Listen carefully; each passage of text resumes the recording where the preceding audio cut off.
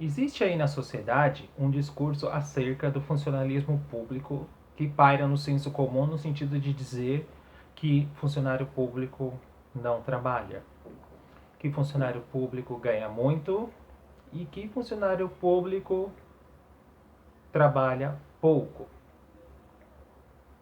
O que eu quero mostrar para vocês aqui não é fazer uma defesa em relação a esses discursos do senso comum, mas sim desenvolver uma reflexão, até porque aqui é um canal de esquerda pensante, não é uma esquerda que fica batendo panela e batendo bandeiras,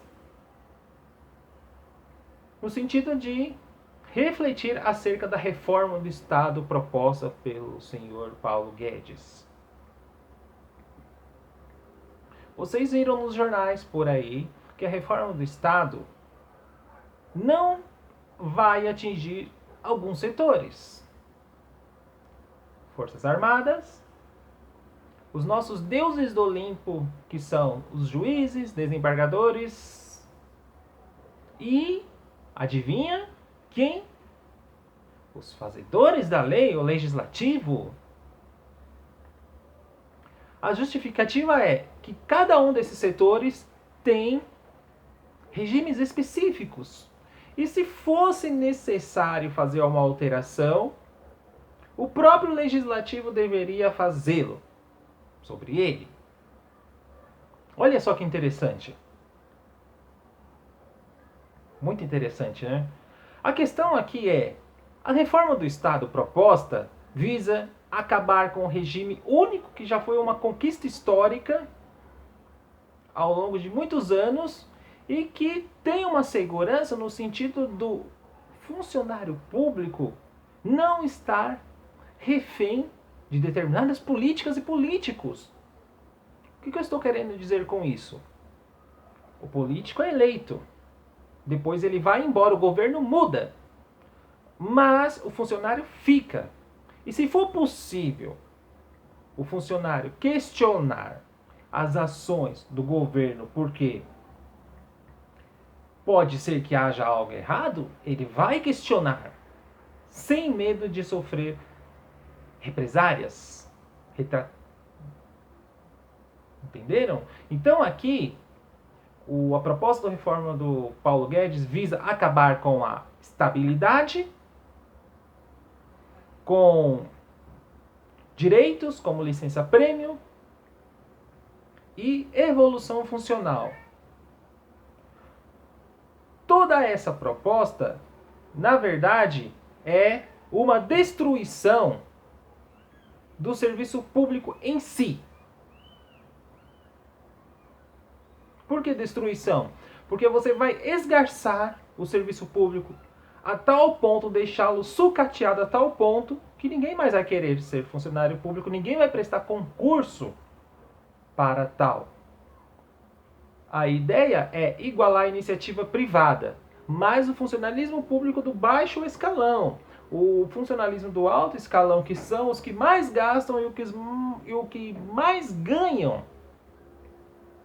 Inclusive, muitos ganham acima do teto salarial, que é 30 mil reais, não estão dispostos a fazer tal discussão de reforma.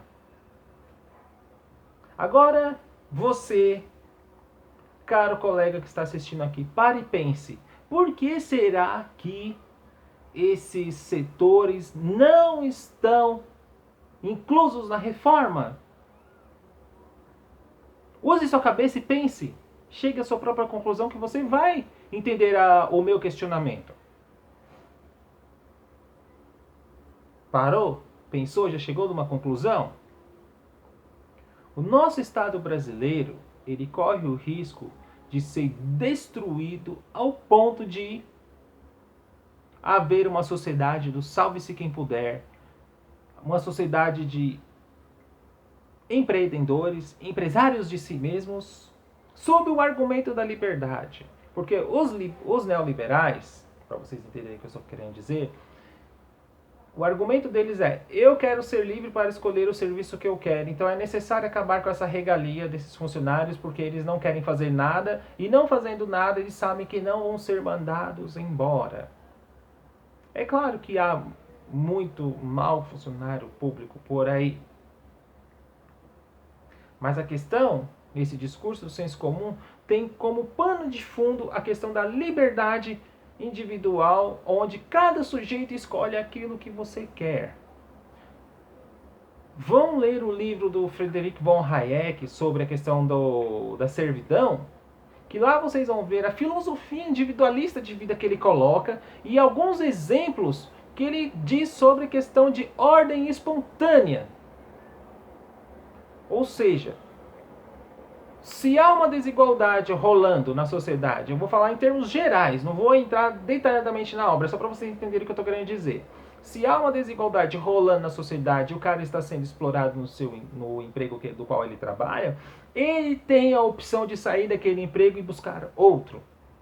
Porque isso é uma ordem espontânea do capital. Vejam, tudo... O que eu estou querendo dizer aqui? Tudo coloca-se sobre todos os pesos da sociedade, sobre o indivíduo. Nessa leitura de mundo não há sociedade, não há coletivo, há bens individuais, cada um por si, única e exclusivamente. Lembram-se da frase de Margaret Thatcher, a rainha do neoliberalismo? Não há essa coisa de sociedade, só há indivíduos. Se eu fazer uma leitura nesse sentido, suponhamos que a reforma do Paulo Guedes seja posta e seja aprovada. A ideia aqui, nessa leitura de filosofia individualista de vida, que foi relida por esses neoliberais, é a seguinte: se você não conseguiu ascender socialmente na vida, não conseguiu um bom emprego e trabalha nesse emprego que ganha pouco e não lhe dá condições boas de vida, a questão não é o emprego em si de você reivindicar, de você correr atrás, de você protestar. A questão é sua, o problema é seu, porque você não tem capacidade de enxergar isso e buscar outro emprego. Por trás da reforma do Estado há todo esse discurso ideológico acerca da liberdade do homem. É isso que vocês têm que entender. Em tempos de pandemia, vamos pensar agora, nós estamos numa pandemia. Suponhamos que daqui 3, 4 anos ocorra essa pandemia de novo e a reforma do Estado esteja a pleno vapor. E não há mais serviço público, há somente serviços privados e que tudo depende única e exclusivamente de si mesmo. Onde haverá políticas públicas para os mais que precisam? A questão aqui é, o problema é seu, você que tem que ir atrás. Você não teve condições, você não percebeu o movimento da história e você não foi porque você não quis. Porque você tem liberdade para fazer tal escolha. Esse é o fundamento filosófico dessa filosofia individualista de vida. É isso que vocês têm que entender. Aqui é um canal que usa a reflexão filosófica como fundamento de análise da realidade. Percebam isto, que aí vocês vão entender todo o fundamento de uma reforma do Estado e o que há por trás dela e por que determinados setores estratégicos dentro dessa atual conjuntura de governo não, de acordo com a proposta, serão tocadas. Pare e pense sobre isso. Analise. Veja. Vou voltar ao que eu já havia falado antes. É a velha política do homem cordial. É a velha política do coleguismo. De você colocar em setores estratégicos pessoas estratégicas que vão te ajudar a alavancar o Estado brasileiro para atingir não o bem comum, mas o bem de uma determinada parcela da sociedade. Que parcela da sociedade é essa? Nunca Karl Marx fez tanto sentido numa realidade como essa. Evidentemente que tem muitas coisas que ele analisou hoje precisa ser reanalisado e reformulado. Mas a questão da luta de classes está cada vez mais acirrada, mais evidente, claro, com suas devidas alterações e proporções.